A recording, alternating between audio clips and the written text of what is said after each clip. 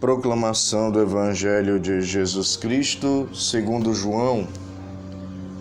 Naquele tempo, a multidão perguntou a Jesus: Que sinal realizas para que possamos ver e crer em ti? Que obra fazes? Nossos pais comeram o maná no deserto, como está na Escritura: Pão do céu deu-lhes a comer. Jesus respondeu: em verdade vos digo, não foi Moisés quem vos deu o pão que veio do céu. É o meu Pai que vos dá o verdadeiro pão do céu. Pois o pão de Deus é aquele que desce do céu e dá a vida ao mundo. Então pediram: Senhor, dai-nos sempre desse pão. Jesus lhes disse: Eu sou o pão da vida. Quem vem a mim não terá mais fome, e quem crê em mim nunca mais terá sede. Palavra da salvação.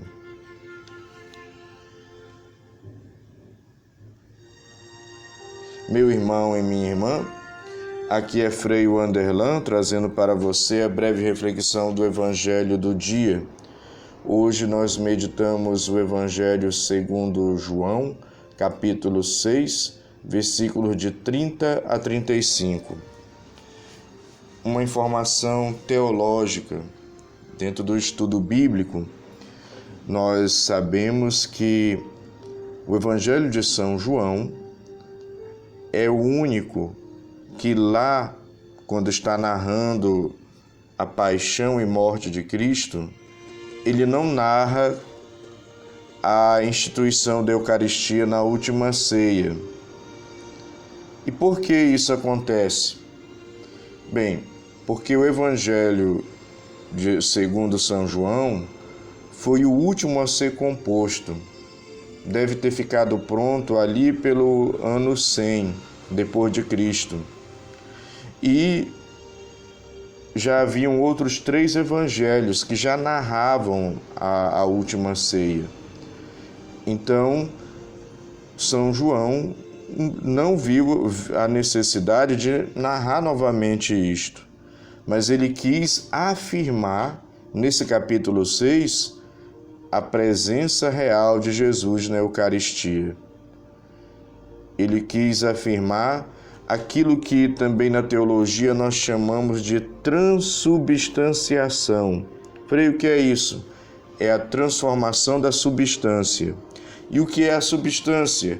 A substância é a essência, é aquilo por dentro que as coisas são feitas. Nós, seres humanos, por dentro, na essência, né? Temos essa essência humana. A madeira tem a essência de ser madeira, essencialmente por dentro ela é madeira. Isso constitui o que ela é. Então é aquilo que é a essência, aquilo que é feito por dentro, falando de uma maneira simples. E quando na missa o sacerdote impõe as mãos sobre as espécies do pão e do vinho, que até então tem essência de pão e de vinho, invoca a ação do Espírito Santo, e depois de invocar a ação do Espírito Santo, o sacerdote pronuncia as palavras de Cristo na última ceia. Ali acontece o milagre da transubstanciação. Muda a substância do pão, muda a substância do vinho.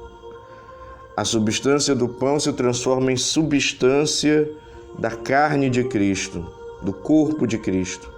E a substância do vinho se transforma em substância do sangue de Cristo. É uma mudança que acontece na substância interior, mas permanece os acidentes. O que é o acidente? O cheiro, o gosto, a aparência é de pão, é de vinho. Mas a substância, aquilo do que é feito, aquilo que está no interior, não é mais pão e nem é mais vinho. é corpo, sangue, alma e divindade de Cristo. Isso é transubstanciação, que acontece na hora da missa, na hora da consagração. E por que eu estou falando isso? Porque o Evangelho de São João, ele afirma isso no capítulo 6. Jesus diz: eu sou o pão da vida. Quem vem a mim não terá mais fome, e quem crê em mim nunca mais terá sede. E mais adiante ele vai dizer: minha carne é verdadeira comida, meu sangue é verdadeira bebida.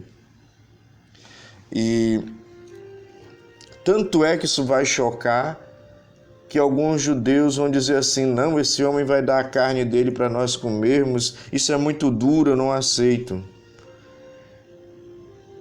E aí Jesus vira para os discípulos e diz: vocês não querem ir com eles? Como quem diz: olha, o que eu digo está afirmado, minha carne é verdadeira comida, meu sangue é verdadeira bebida. Quem come minha carne permanece em mim e eu nele. E é por isso que ele é o pão da vida. E é por isso que quem vem a mim não terá mais fome, quem crê em mim nunca mais terá sede. Meu irmão, minha irmã, consideremos a questão dos alimentos terrenos. Para que serve o alimento que nós tomamos todos os dias? O alimento, ele nos fortalece, o alimento, ele nos sustenta. O alimento, ele dá uma vida saudável, um equilíbrio, uma saúde para nós. O alimento, ele mantém a nossa vida. Então, fazendo essa comparação, Cristo se faz alimento no seu corpo, sangue, alma e divindade. Por isso, o Cristo na Eucaristia é alimento espiritual para todo o católico. Assim, ele permanece em nós e nós permanecemos nele. Quando nós recebemos o Cristo, também nós entramos nesta comunhão universal com todos os outros que também recebem o Cristo. Um só corpo, um só coração, uma só alma, um só espírito. O Cristo se faz alimento, porque assim ele nos nutre espiritualmente. Ele nos fortalece. O Cristo se faz alimento na Eucaristia, porque vindo ao nosso coração, ele nos torna pessoas saudáveis, equilibradas na sua graça. O Cristo se faz alimento e assim nos tira da doença do pecado, e ele próprio é saúde e cura na Eucaristia.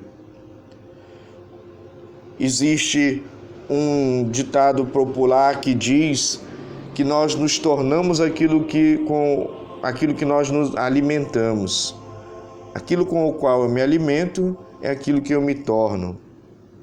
Por isso também o Cristo se faz alimento, para que nós nos tornemos outros Cristos. E o que significa a palavra Cristo? Ungido. E o que é ser ungido? Cheio da graça de Deus, ungido pela ação do Espírito.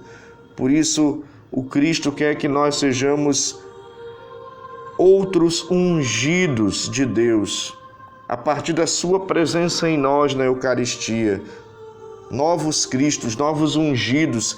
E em que sentido também sermos ungidos de Deus? Consagrados a eles, pertencentes a Ele, conduzidos por Ele, nutridos por Ele, fortalecidos por Ele. E como nos diz São Paulo em uma das suas cartas, nós nos tornamos filhos no Filho Jesus Cristo. Tudo isso quando recebemos a Eucaristia. Por isso é importante valorizar a presença de Jesus na Eucaristia.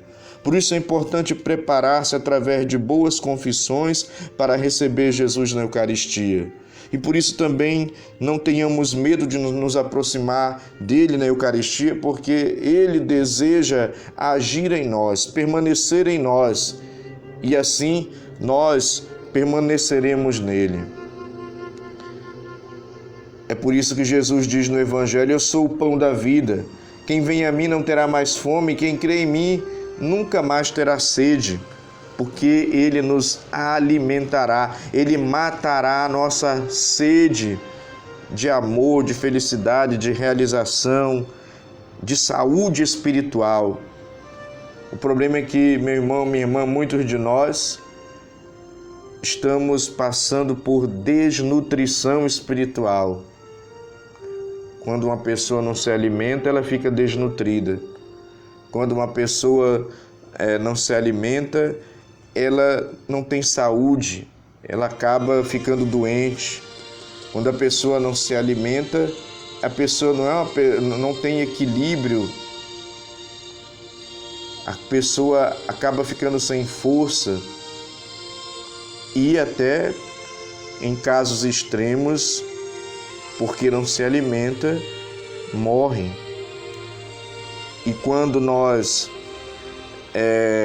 nos afastamos da Eucaristia por causa do pecado, quando nós preferimos uma vida de pecado e situações de pecado que nos impedem de nos aproximar da Eucaristia, infelizmente, nós estamos nessa desnutrição espiritual, nessa falta de força espiritual, porque nos falta o alimento espiritual.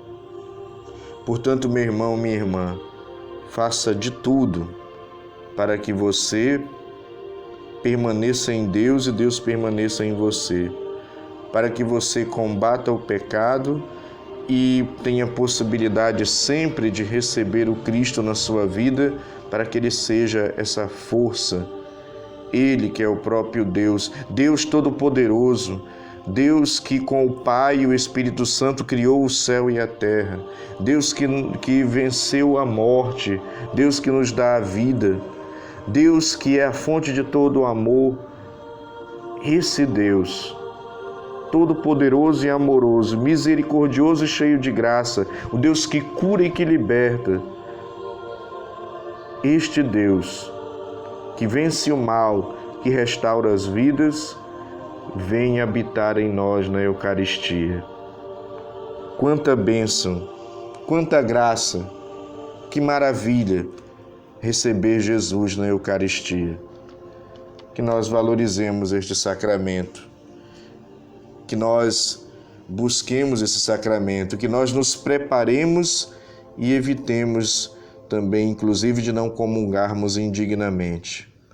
É preciso sempre examinar a nossa consciência e estarmos preparados para receber esse dom do céu, esta grande graça que é o próprio Deus que se faz alimento. Eu sou o pão da vida.